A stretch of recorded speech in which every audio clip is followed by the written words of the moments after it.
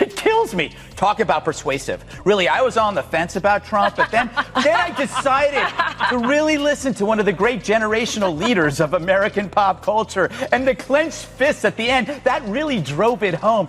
It looked like he was pressing a 2-pound weight in a Jenny Craig commercial. Oh my God. Look at it again. It's so cute. It's like he found out the restaurant serves Jell-O, or that he won a $10 scratch off, or he scored a cameo in Jersey Shore, or he had his first #2 in a week. Thank you, Fibercon. What a sad end for a great actor. He went from Raging Bull, to this. Robert De Niro walked into a war of words and didn't realize the flamethrowers were aimed at him. Greg Gutfeld and Megyn Kelly didn't come to play. They came to torch. De Niro tried throwing his old-school Hollywood weight around, only to get curb-stomped by sarcasm, facts, and a double shot of media cynicism. Picture two snipers tag-teaming a guy who still thinks Taxi Driver is a TED Talk. The takedown was brutal. It had more twist than De Niro's face when someone dares mention accountability. De Niro, who's got a severe case of the TDS, is in conference right now, as all of the muckety-mucks are. And he's very unhappy about what Trump is doing to try to keep filmmaking, American filmmaking, in America by slapping tariffs on foreign-made films so that he can basically try to force people to make them domestically again for the American audience that they're meant to serve. And here's what De Niro said on Tuesday. America's Philistine president has had himself appointed head of one of our premier cultural institutions.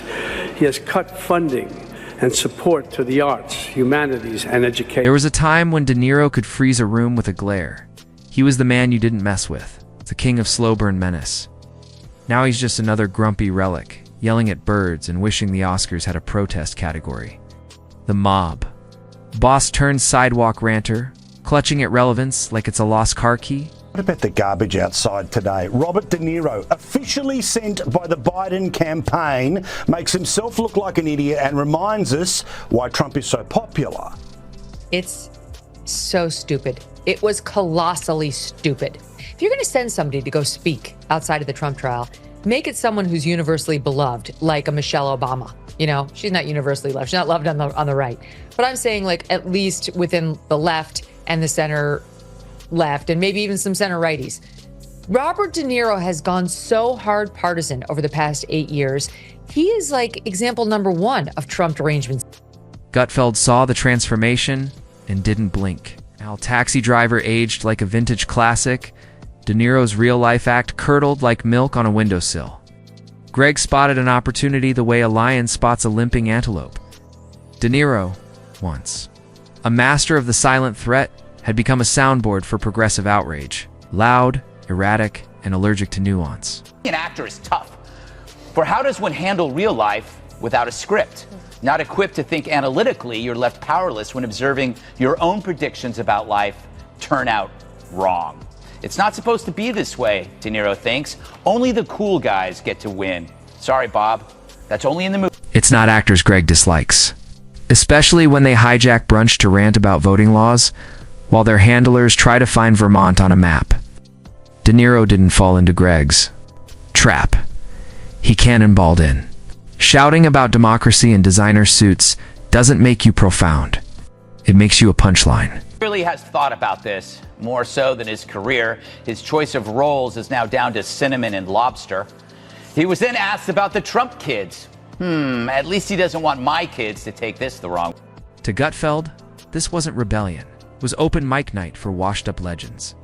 De Niro wandered so far off script he turned into a parody of his former self. Gutfeld took the scalpel and the mic, carving through De Niro's public meltdowns. Like a caffeinated surgeon, each red carpet tantrum became another laugh line. What once was gravitas had become a Broadway audition for Angry Grandpa, the musical. I find that he's smartest when they drop his audio. But, you know, it's kind of sad because you can see, like, people who are stuck in some kind of, I don't know, derangement, they can't see it themselves. And they're not surrounded by people telling them that they have a problem. And they lack self-awareness because everybody either tells them they're wonderful or wants to sell them cocaine. So he has no clue what he's doing, and he's upset over the emotional nature. His anger is emotional about Trump. It's nothing practical. If De Niro wants to be the grandpa of the resistance, that's fine. Don't be surprised when the applause turns into eye rolls. Rage without depth becomes noise. While Gutfeld served punchlines, Megyn Kelly brought the postmortem. Oh, jokes. Just cold analysis. To her, De Niro wasn't a threat. He was a teachable moment. Fame without footing, gravitas turned to gaslighting. De Niro graced the knitting circle in hell known as the View, where he tried to link random thoughts into a sentence. Joy was there to wind him up, since he's played some of the most unredeemable characters. You have played some of the most really unredeemable characters. Travis Bickle. Travis Bickle was a psychopathic taxi driver. Jake LaMotta, who used to beat his wife, and he was in The Raging Bull. Is Trump worse than they are? To me, he is. Megyn drew the line between power and performance. Once upon a time, De Niro's silence was terrifying. Now his shouting is background chatter. What he calls political awakening, she sees as cosplay. Hollywood actor confusing volume with value. The man who once studied roles to the bone now can't even skim the basics of policy. Megyn didn't mock his movies. She questioned why a method actor lost his method. Lawrence O'Donnell's 5 years younger than Trump.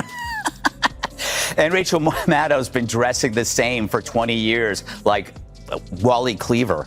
The same clothes. And the star of Dirty Grandpa, Robert De Niro, getting censored by The View after raging like a bull who saw a red MAGA. Greg came with fire.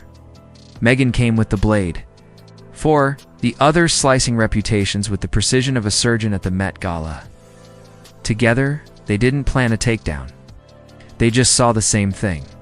A legend slipping into memhood, walking contradictions, screaming into traffic like a GPS gone rogue.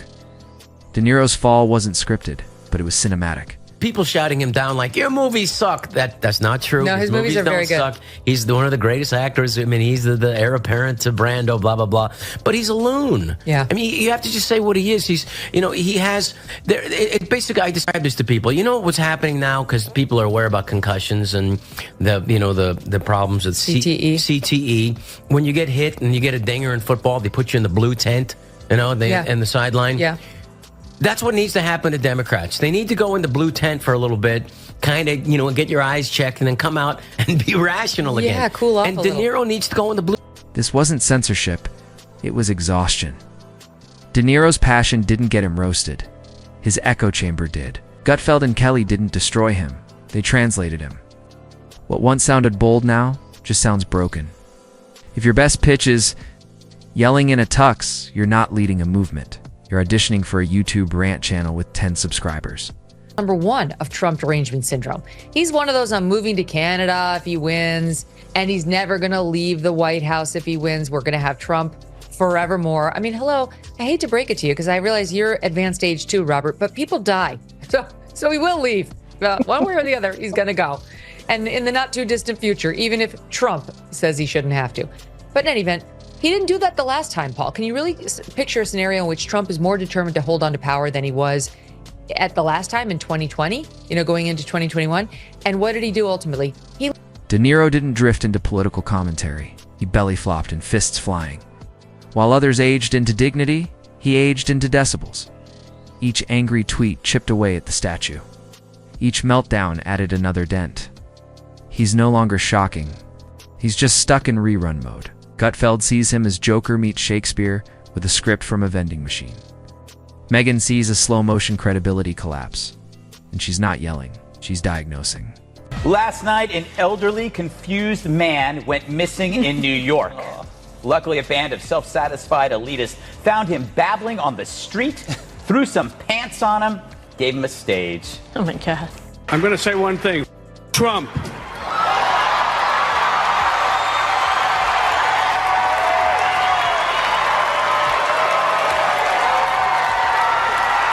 This isn't a redemption story. It's a cautionary tale in reverse. While most stars mellow, De Niro went nuclear. Burned the archives, scorched the nostalgia. The crowd didn't cancel him. He walked out. When the dust settled, Greg dropped the mic. If this is the voice of the resistance, someone gets subtitles. Then came Megyn, cool and composed. You can be a legend, or you can be loud. Rarely both. Kind of what Jesse said, but not really.